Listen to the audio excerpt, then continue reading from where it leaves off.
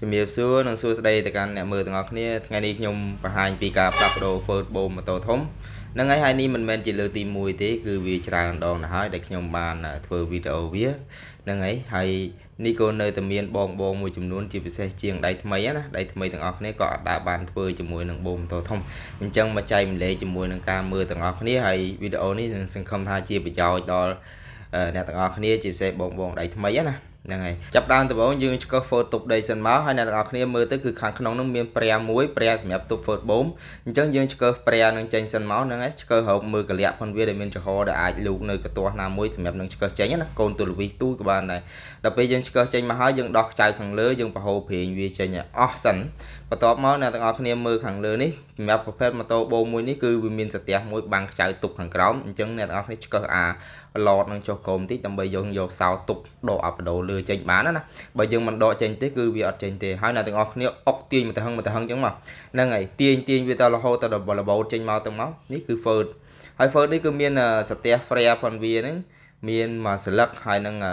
តបមកទៀតរងវាមានរងមានអីអ្នកនរគ្នាដកមកហើយមើលតាមដាប់ដោយផងវាមកណាហើយចំណាំខ្លួនឯងផងហ្នឹងហើយការបង្រៀនការមើលអីគឺយើងវាមិនបានគ្រប់ជ្រុងជ្រោយទេអញ្ចឹងគឺយើងពេលអនុវត្តយើងមើលចំណាំខ្លួនឯងទៅព្រោះបូមម៉ូតូមួយគឺវាមិនសូវជាអ្នកខុសគ្នាប្រហែលទេគឺវាដូចតែគ្នានឹងខុសគ្នាបន្តិចតួចទេហើយអ្នកនរគ្នាលាងសម្អាតវាឲ្យស្អាតប្រូបូមហើយនឹងសបកខាងក្នុងនឹងហើយយើងចាប់ដើមផ្លាស់ប្ដូរជាមួយនឹង Ford ដល់ពេលផ្លាស់ប្ដូរជាមួយនឹង Ford បើសិនជាយើងមានឧបករណ៍ដាក់បញ្ចូលក៏យើងដាក់ទៅបើសិនជាអត់មានឧបករណ៍បញ្ចូលទេអ្នកនរគ្នាអាចធ្វើបានតាមខ្ញុំហើយខ្ញុំបង្ហាញវីដេអូពីច្រើនគឺជាវីដេអូដែលមិនជាអ្នកសម្បូរឧបករណ៍ប្រហែលទេហ្នឹងហើយចង់ចែកម្លែកជាមួយនឹងបងប្អូនដៃថ្មីទាំងអស់ឲ្យបានមើលដឹងថាมันមានឧបករណ៍គ្រប់គ្រាន់ក៏យើងអាចធ្វើវាបានដោយតែដោយបច្ចេកទេសនិងវត្ថុជុំវិញខ្លួនដែលយើងមានបន្ទាប់មកអ្នកនរគ្នាចាប់ក្បាលបញ្ចូលវាសិនមកហ្នឹងហើយបើសិនជាយើងមិនចាប់ទេយើងចាក់ប្រេងមុនវាអាចកលិចកលាច់កពុបអីចឹងទៅតែបើចាប់នេះមុនក៏វាបានធ្វើមិនក៏បានដែរឲ្យតែស្រួលចង់ចាក់ប្រេងមុនក៏បានដែរហើយខ្ញុំចាក់ប្រេងបូមចូលប្រេងបូមនេះគឺយើងចាក់យើងសបវាតតែណែនតតែបាត់សលេងខ្យល់តែម្ដងណា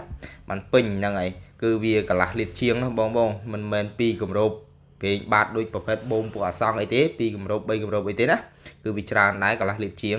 ហើយយើងសបវារហូតទៅដល់ពេញបើវាមិនតាន់ពេញយើងដាក់ថែមទៅទៀតតតែពេញណាមិនមែនចាក់មកពេញមកហៀហ្នឹងទេគឺសបឲ្យពេញជើងខាងក្រោមមកវាហូរគ្រប់ជ្រុងជ្រោយអស់ទៅដល់ពេលយើងហ្នឹងហើយយើងបន្ថែមវាទៅយើងចាក់អស់ហើយយើងចាប់ដើមមូវាបញ្ចូលវិញទៅហ្នឹងហើយពេលដែលយើងមើលទៅថាគ្រប់អស់ហើយវាលេងលន់ស្នូខ្យល់គិតគូតអីហើយទេយើងចាប់ដើមរឹតខ្ចៅចូលតែម្ដងទៅហើយនេះខ្ញុំសារ៉េវាអត់តន់ពេញអញ្ចឹងខ្ញុំបន្ថែមវាតិចទៀតថែមវារហូតដល់ទៅពេញអូខេហ្នឹងហើយឥឡូវពេញហើយយើងមូបញ្ចូលវិញទៅរឹតឲ្យអស់ហ្នឹងហើយវីដេអូនេះមានតែប៉ុណ្្នឹងអរគុណច្រើន